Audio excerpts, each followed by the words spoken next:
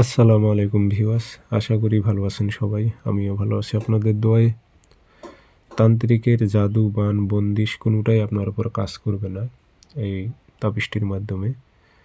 এই তাবিজটি যদি আপনি সঠিক নিয়মে ব্যবহার করতে পারেন, আপনার ওপর যে কেউ যদি বারবার বন্দিশ লাগায়, আত্মিকভাবে যে কোনো বিষয়ে বন্দিশ অনেক প্রকার হয়ে থাকে, সেক্ষেত্রে সে বন্দিশগুলো কাজ করবে না।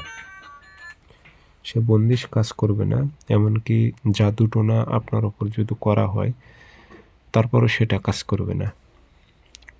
মোট কথা হচ্ছে শরীর বন্ধ থাকার মতো কাজ করবে।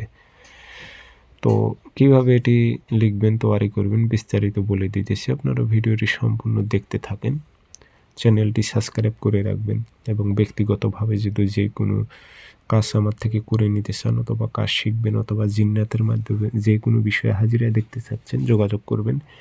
যোগাযোগ নাম্বার হচ্ছে 013315270034।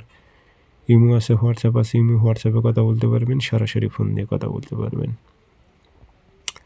এটি মূলত কাজ করবে আপনার ওপর যদি বারবার বন্দিশ আছে, সেক্ষেত্রে তাবিজটা আপনি ব্যবহার করবেন, বন্দিশটা কাজ করবে না আপনার ওপর। কেউ যদি বারবার বান মারে, জাদুটোনা করে, তাবিজটি আপনি ব্যবহার করবেন।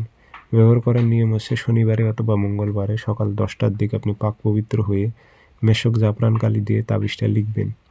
নিচে আপনার নাম, আপনার বাবার নাম দিয়ে দেবেন পুরুষ হলে। আর নারী যদি আপনি হয়ে থাকেন তাহলে আপনার নাম, আপনার মায়ের নাম লিখে দেবেন যে অমুকের কন্যা অমুক।